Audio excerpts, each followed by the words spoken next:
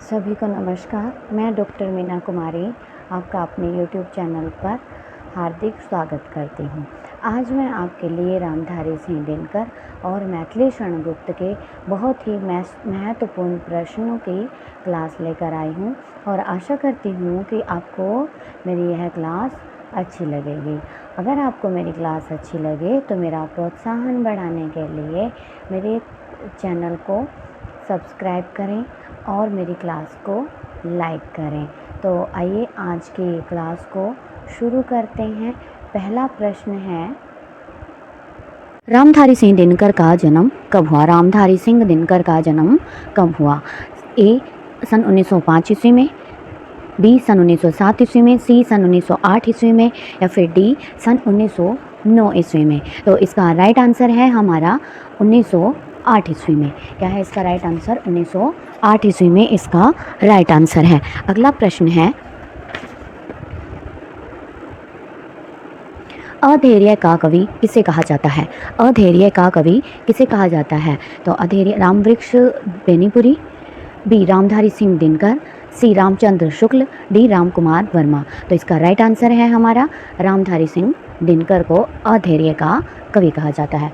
प्रश्न नंबर 3 अगला है हमारा प्रश्न नंबर 3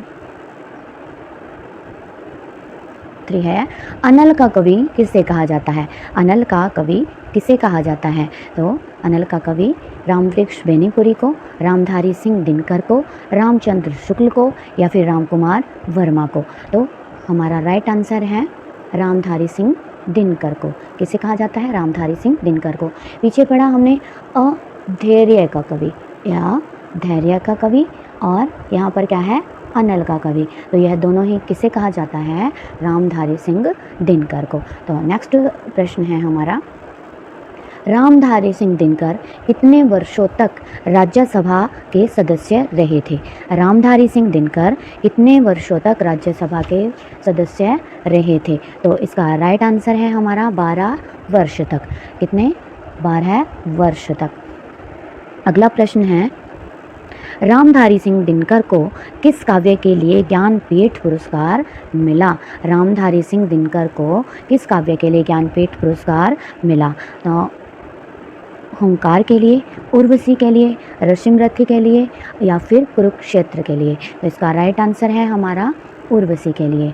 किसके लिए मिला? उर्वशी के लिए।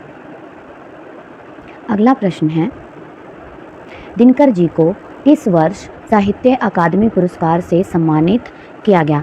दिनकर जी को किस वर्ष साहित्य अकादमी पुरस्कार से सम्मानित किया गया?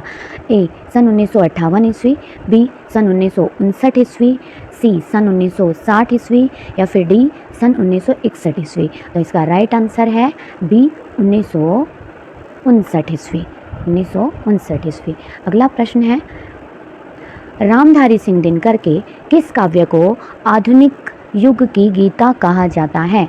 रामधारी सिंह दिनकर के किस काव्य को आधुनिक युग की गीता कहा जाता है? उर्वशी को, हुंकार को, उर्वशी को, कुरुक्षेत्र को या फिर अर्धनारीश्वर को? इसका राइट आंसर है हमारा कुरुक्षेत्र को। किसको कहा जाता है? कुरुक्षेत्र को। अगला प्रश्न है, रामधारी सिंह दिनकर का प्रथम काव्य संग्रह है? रामधारी सिंह दिनकर का प्रथम काव्य संग्रह है रेणुका, हुंकार, रसवंती या फिर रेती के फूल। तो इसका राइट आंसर है हमारा रेणुका। क्या है इसका राइट आंसर? रेणुका, जिसका प्रकाशन वर्ष है 1935 ईस्वी। क्या है? 1935 ईस्वी। अगला प्रश्न है, शुद्ध कविता की खोज के लेखक हैं?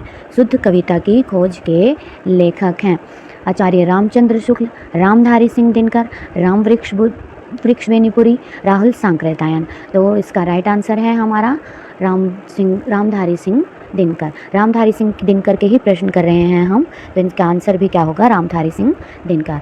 अगला प्रश्न है हमारा, रामधारी सिंह दिनकर की अंतिम रचना है? रामधारी सिंह दिनकर की अंतिम रचना है हारे को हरिनाम, बी हुंकार, सी व्हाट पीपल, डी शुद्ध कविता की खोज। तो इसका राइट आंसर है हारे को हरिनाम इनकी अंतिम रचना है। अगला प्रश्न है, कुरुक्षेत्र रचना का प्रकाशन वर्ष है या फिर प्रकाशन वर्ष क्या है? कुरुक्षेत्र रचना का प्रकाशन वर्ष क्या है? 1935 ईस्वी, 1946 ईस्वी, 1948 ईस्वी या फिर डी 1950 ईस्वी। इसका राइट आंसर है हमारा 1946 ईस्वी। क्या है इसका राइट आंसर? 1946 ईस्वी। अगला प्रश्न है हमारा, रेणुका रचना का प्रकाशन वर्ष है। रेणुका रचना का प्रकाशन वर्ष है 1935 ईस्वी, 1946 ईस्वी, 1948 ईस्वी, 1950 ईस्वी। तो इसका राइट आंसर है हमारा, पीछे मैंने बताया भी था आपको, 1935 ईस्वी। क्या है इसका राइट आंसर? 1935 ईस्वी। अगला प्रश्न है, रश्मिरथी रचना का प्रकाशन वर्ष क्या है?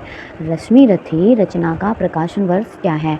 1935 ईस्वी, 1952, 1954 या फिर 1950। इसका राइट आंसर है 1952 ईस्वी। क्या है इसका राइट आंसर? 1952 ईस्वी। परीक्षा की दृष्टि से यह प्रश्न बहुत ही उपयोगी है, बहुत ही महत्वपूर्ण प्रश्न है, तो इनको जरूर से भी जरूर तैयार करके किसी भी परीक्षा में जाइएगा।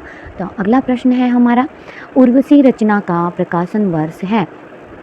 उर्वशी रचना का प्रकाशन वर्ष है 1960 ईस्वी, 1961 ईस्वी, 1962 ईस्वी, 1963 ईस्वी। तो इसका राइट आंसर है हमारा 1961 ईस्वी। क्या है राइट आंसर? 1961 ईस्वी। अगला प्रश्न है, रामधारी सिंह दिनकर का निधन कब हुआ? यह रामधारी सिंह दिनकर का मतलब जो प्रश्न है उनका अंतिम प्रश्न है, रामधारी सिंह दिनकर का निधन कब हुआ? तो 1976 ईस्वी में, 1974 ईस्वी में, 1978 ईस्वी में या फिर 1972 ईस्वी में। इसका राइट आंसर है हमारा 1974 ईस्वी में। अब इनका जन्म कब हुआ था? हमने पीछे किया था, इनका जन्म हुआ था 1908 में और इनकी मृत्यु कब हुई? 1974 में। कब हुई? 1974 में। और राज्यसभा के सदस्य ये कितने वर्षों तक रहे?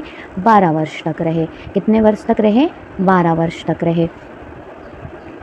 अब हैं हमारे मैथिली शरणगुप्त से रिलेटेड प्रश्न हैं जो कि बहुत ही महत्वपूर्ण है। तो मैथिली शरणगुप्त जी से रिलेटेड पहला प्रश्न है, मैथिली शरणगुप्त का जन्म कहाँ हुआ था?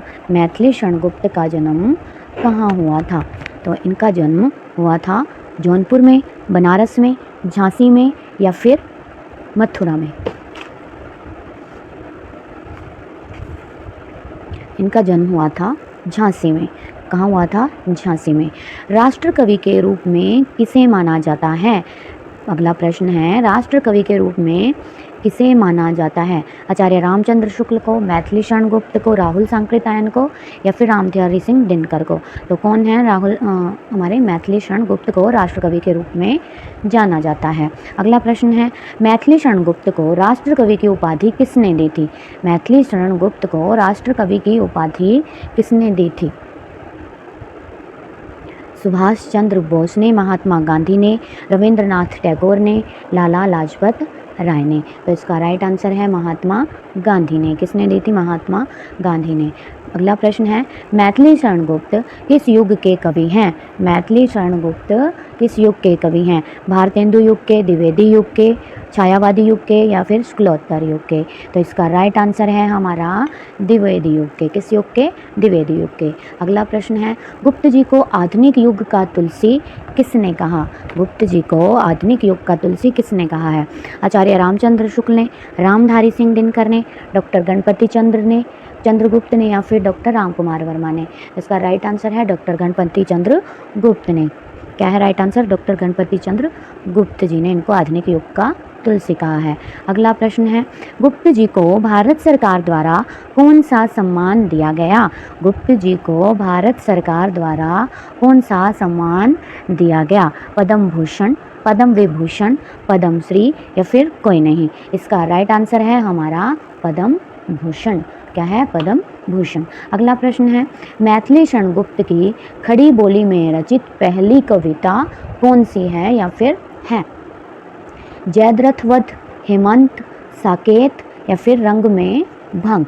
रंग में भंग। तो इसका राइट आंसर है हमारा खड़ी बोली में रचित उनकी जो पहली कविता है हेमंत है। क्या है?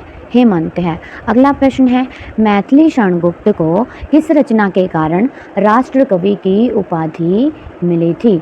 मैथिली शरणगुप्त को किस रचना के कारण राष्ट्र कवि की उपाधि मिली थी? साकेत, पंचवटी भारत भारती जयद्रथ वध। तो इसका राइट आंसर है हमारा भारत भारती, जिसकी रचना इन्होंने की थी 1912 में। किसमें की थी? 1912 में। वैसे मैंने इनको ऐसे किया हुआ है साकेत, साकेत के लास्ट में कत आ रहा है, तो इसकी रचना हुई थी 1931 में। पंच, पंच में पंच है तो 1925 में, 1925 में। यहाँ पर जयद्रथ, द्रथ है तो 1910 में। मैंने इनको ऐसे याद किया हुआ है कि साकेत कत, कत से 31, पंच से 25, भारत भारती 12, भारत से जैसे मैंने 12 बनाया हुआ है, और द्रथ, द्रथ, द्रथ से 10। तो अभी इनको ऐसे ही याद कर सकते हैं, पंच का 25। तो किस रचना के कारण इनको राष्ट्र कवि की उपाधि मिली थी? भारत भारती के कारण, जिसका प्रकाशन वर्ष क्या है? 1912 है। अगला प्रश्न है, गुप्त जी के किस काव्य में लक्ष्मण के चरित्र का वर्णन है? गुप्त जी के किस काव्य में लक्ष्मण के चरित्र का वर्णन है? यशोधरा में, पंचवटी में, रंग में भंग में, या फिर जयद्रथ वध में? यशोधरा, पंचवटी, जयद्रथ वध, या फिर रंग में भंग। तो इसका राइट आंसर है, लक्ष्मण के चरित्र का वर्णन किसमें हुआ है? पंचवटी में। किसमें हुआ है? पंचवटी, जिसका प्रकाशन वर्ष हमने अभी पीछे ही पढ़ा है। क्या क्या किया हुआ है? पंच से 25, 1925 में। अगला प्रश्न है, साकेत महाकाव्य का प्रकाशन वर्ष क्या है? साकेत महाकाव्य का प्रकाशन वर्ष, अभी अभी मैंने एक बार बताया था, साकेत, साकेत यानी कि कत, कत से 31, 1931। क्या है राइट आंसर? 1931। अगला प्रश्न है, साकेत महाकाव्य की नायिका कौन है? नायिका कौन है? ए शकुंतला, बी सीता, सी उर्मिला, या फिर डी यशोधरा। तो कौन है? उर्मिला। क्या है right answer? Urmila right answer है। और साकेत का प्रकाशन वर्ष क्या है? 1931 है। क्या है? 1931 है। अगला प्रश्न है, अबला जीवन हाय तुम्हारी कहानी, आंचल में दूध और आंखों में पानी। तो यह उपर्युक्त जो पंक्तियां हैं कहाँ से ली गई हैं? किस काव्य से हैं? विष्णुप्रिया से, यशोधरा से, प्रिय प्रवास से, या फिर साकेत से? तो इसका राइट आंसर है हमारा यशोधरा से। किससे है? यशोधरा से। और यशोधरा का जो प्रकाशन वर्ष है वो है, क्या है प्रकाशन वर्ष? 1933 इसका प्रकाशन वर्ष है। किसका? यशोधरा का। अगला प्रश्न है, साकेत महाकाव्य में कितने सर्ग हैं? साकेत महाकाव्य में कितने सर्ग हैं? 11 सर्ग हैं, 12 सर्ग हैं, 13 सर्ग हैं, या फिर 14 सर्ग हैं? तो इसका राइट आंसर है 12 सर्ग हैं। कितने सर्ग हैं? 12 सर्ग हैं। और साकेत का प्रकाशन वर्ष क्या था? 1931 था। क्या था? 1931 था। अगला प्रश्न है, यशोधरा काव्य का प्रकाशन वर्ष क्या है? 1930 है, 1931 है, 1932 है, या फिर 1933 है? अभी अभी हम पीछे पढ़ के आए हैं, 1933 है। क्या है? 1933 है। अगला प्रश्न है, भारत भारती काव्य का प्रकाशन वर्ष है, मैंने पीछे बताए थे आपको, भारत भारती, बा की आवाज़ आ रही है, भारत 12 है। क्या है? 1912।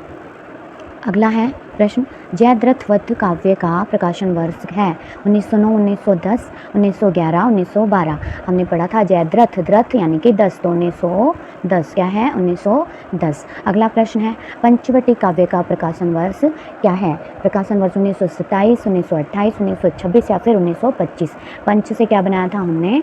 25 यानी कि 1925। अगला है झंकार, झंकार रचना का प्रकाशन वर्ष है सन 1929, 1930, 31, या फिर 1932। तो झंकार, न की आवाज़ छन में आती है तो 1929। क्या है? 1929। हमने क्या था? साकेत, साकेत पत की आवाज़ आ रही है तो 31। साकेत में पंच से 25, पंच से 25, और यहाँ पे झन की आवाज़ हमने की है तो 29। क्या क्या है? 29। और क्या क्या था? द्रथ, द्रथ में क्या था? 10, 1910। और भारत भारती 1912 है, 1912 है। अगला प्रश्न है, जय भारत रचना का प्रकाशन वर्ष है। जय भारत रचना का प्रकाशन वर्ष है 1950, 1951, 1952, या फिर 1953। तो क्या है इसका राइट आंसर? इसका राइट आंसर है हमारा 1952। क्या है? 1952।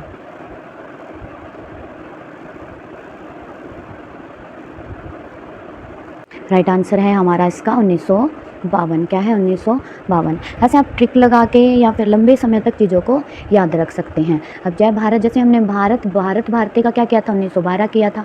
क्या किया था? 12 है। यहाँ पर भी 52, भारत, जय भारत, तो क्या है? 1952। अगला प्रश्न है हमारा, मैथिली शरण गुप्त का निधन कब हुआ? मैथिली शरण गुप्त का निधन कब हुआ? 1969 ईस्वी, 1964 ईस्वी, 1965 ईस्वी या फिर 1966 ईस्वी? इसका राइट आंसर है हमारा 1964 ईस्वी। क्या है इसका राइट आंसर? 1964 ईस्वी इसका राइट आंसर है। यह हमारा आज का अंतिम प्रश्न था और आशा करती हूँ कि आपको मेरी क्लास अच्छी लगी होगी। अगर मेरी क्लास आपको अच्छी लगे तो प्लीज़ लाइक करें और सब्सक्राइब करें। धन्यवाद।